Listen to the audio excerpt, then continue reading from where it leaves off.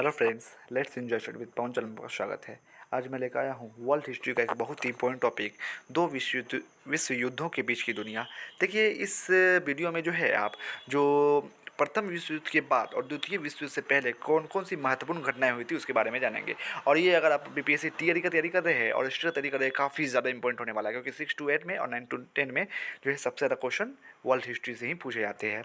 इसके अंतर्गत आप जो है जैसे शांति संधियाँ जो हैं हुई थी, मतलब प्रथम विश्व युद्ध के बाद जो है किन देशों के कौन सी संधियाँ हुई थी, फिर जो है आप वर्साई की संधि, फिर राष्ट्रसंघ की स्थापना, इन सब के बारे में पढ़ेंगे विस्तार से। ठीक है, आइए स्टार्ट करते हैं अपने इस वीडियो को।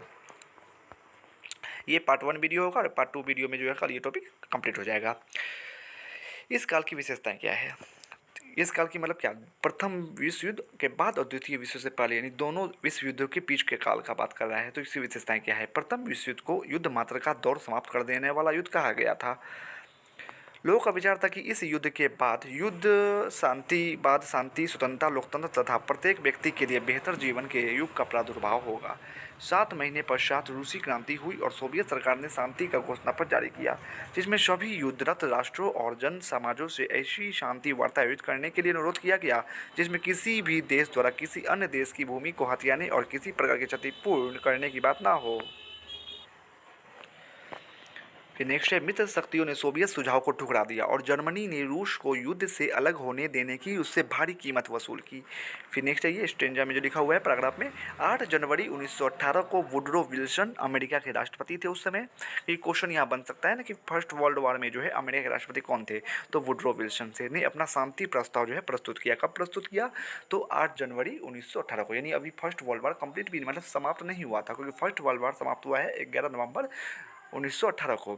तो इन्होंने क्या किया था कि अमेरिका राष्ट्रपति जो थे वुडरो विल्सन ने 8 जनवरी 1918 को जो है वह शांति प्रस्ताव प्रस्तुत किया था। यह प्रस्ताव जो है 14 सूत्री प्रस्ताव के नाम से भी प्रसिद्ध हुआ है। ठीक है, इसमें 14 प्रस्ताव प्रस्तुत किए गए थे युद्ध के विराम के लिए।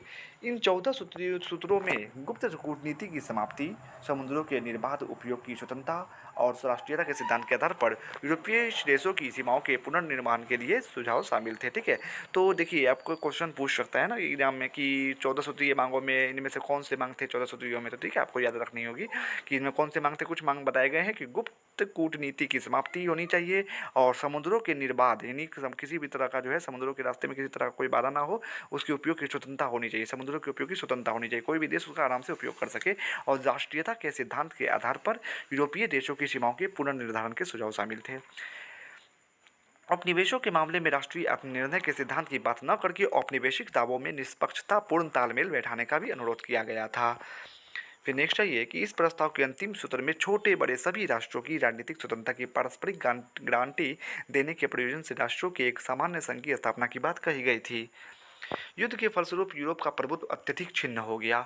यद्यपि उपनिवेशों पर उसकी पकड़ बनी रही, यूरोप में कई स्वतंत्र राष्ट्रों का उदय हुआ जो पूर्णतः तो नहीं लेकिन हाँ समांतर राष्ट्रीयता के सिद्धांत पर आधारित थे। इस काल में संयुक्त राज्य अमेरिका विश्व की प्रमुख शक्ति बन गया। अधिकतर यूरोपीय अर्थव्यवस्थाएं इस पर निर्भर हो गई। औद्योगिकृत देशों के युद्ध के पहले के समाज जिन आर्थिक तथा सामाजिक असमानताओं से ग्रस्त थे, वे विषमताएं इस काल में भी बनी रही।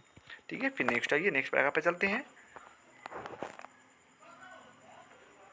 सन 1929 से 33 के आर्थिक संकट से तत्कालीन व्यवस्था के बुनियादी दोष पूरी तरह से उजागर हो गए। अब ये शांति संधियाँ, यानी कुछ देशों के साथ जो है शांति संधियाँ की गई, थोपी गई शांति। प्रथम विश्व युद्ध में मित्र शक्तियों का प्रमुख शत्रु जर्मनी था। जर्मनी के साथ शांति संधि का प्रारूप तैयार करने के लिए मित्र राष्ट्रों का शांति सम्मेलन 18 जनवरी 1919 ईस्वी को पेरिस में आरंभ हुआ। ठीक है, कब आरंभ हुआ? 18 जनवरी 1919 को। संयुक्त राज्य अमेरिका के राष्ट्रपति वुडरो विल्सन, ब्रिटिश प्रधानमंत्री लॉयड जॉर्ज और फ्रांसीसी प्रधानमंत्री जॉर्ज क्लीमेंशो का जो है सम्मेलन पर प्रभाव बना रहा। देखिए यहाँ भी इंपॉर्टेंट क्वेश्चन बन रहा है कि पूछे जा सकते हैं ना कि फर्स्ट वर्ल्ड वॉर में जो है अमेरिका के राष्ट्रपति कौन थे, ब्रिटिश के प्रधानमंत्री कौन थे, फ्रांसीसी प्रधानमंत्री कौन थे। तो आपको एक ट्रिक याद रखना है, वुल्जा, वू से वुडरो विल्सन, लॉ से लॉयड जॉर्ज और जा से जॉर्ज क्लीमेंशो। ठीक है, वुल्जा ट्रिक है, वुल्जा यानी वुडरो विल्सन, लॉ से लॉयड जॉर्ज और जा से जॉर्ज क्लीमेंशो, ऐसे आप याद कर सकते हैं। जर्मनी ने इस शर्त पर आत्मसमर्पण किया था कि वुडरो विल्सन के 14 सूत्र तथा अन्य वक्तव्य शांति का आधार बनेंगे, इसलिए जर्मनी क्या किया था, आत्मसमर्पण कर दिया था। 14 सूत्रों के अलावा विल्सन ने वुडरो विल्सन ने यह घोषणा भी की थी कि किसी भी देश के किसी प्रदेश पर अधिकार नहीं किया जाएगा, किसी से कोई आर्थिक मांग नहीं की जाएंगी। देखिए लालच में मतलब क्या किया, मतलब ये एक तरह से विश्वासघात किया ना अमेरिका के राष्ट्रपति ने। उसने क्या कहा, देखिए कि किसी से कोई भी आर्थिक मांग नहीं की जाएगी। और वर्साई की संधि में आप लोगों को पता है क्या हुआ था। और न किसी से दंड स्वरूप किसी भी प्रकार का कोई हर्जाना देने को कहा जाएगा, क्योंकि उस समय प्रायोरिटी क्या थी कि ना कि युद्ध को किसी तरह शांत करा दिया जाए। ठीक है। सम्मेलन में न तो जर्मनी का और न ही किसी अन्य केंद्रीय शक्ति का कोई प्रतिनिधि बुलाया गया था। प्रारूप को अंतिम रूप देने के बाद विजेताओं ने जर्मनी को 5 दिन का समय दिया, जिसके अनुसार वह या तो उस पर हस्ताक्षर करे या फिर आक्रमण का सामना करने के लिए तैयार रहे। जर्मनी के सामने उस पर हस्ताक्षर करने के अलावा कोई भी उपाय नहीं रह गया था। जर्मनी ने इसे थोपी गई शांति कहा। जर्मनी को युद्ध के लिए अपराधी स्वीकार करने पर भी विवश किया गया कि हाँ, उसको कबूलना पड़ा कि नहीं, मैं ही क्या हूँ, मतलब अपराधी हूँ फर्स्ट वर्ल्ड वार का, कबूलना पड़ा उसको। राष्ट्रसंघ की स्थापना हुई। देखिए तो दो विश्व युद्धों के बीच में क्या हुआ है, राष्ट्रसंघ की भी स्थापना हो रहा है, क्योंकि राष्ट्रसंघ की स्थापना हुई थी कब, 1920 ईस्वी में राष्ट्रसंघ की स्थापना हुई थी, यानी फर्स्ट वर्ल्ड वार के बाद और सेकेंड वर्ल्ड वार के पहले। तो शांति सम्मेलन के सबसे प्रमुख कार्यों में राष्ट्रसंघ की स्थापना थी, अर्थात विल्सन के 14वें सूत्र पर अमल करना था।